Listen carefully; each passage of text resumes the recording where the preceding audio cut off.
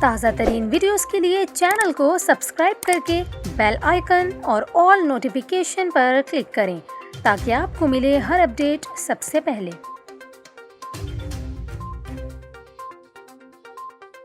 اور یہاں پر آپ کو افسوسناک خبر دیں سیالکوٹ سے، جہاں فیکٹری ملازمین نے غیر ملکی مینیجر کو تشدد کر کے ہلاک کر دیا۔ ڈی پی او عمر سعید ملک کے مطابق یہ واقعہ سیالکوٹ کے علاقے وزیرآباد روڈ پر پیش آیا، جہاں نجی فیکٹری کے مینیجر کو ملازمین نے شدید تشدد کا نشانہ بنایا، جس سے وہ ہلاک ہو گیا۔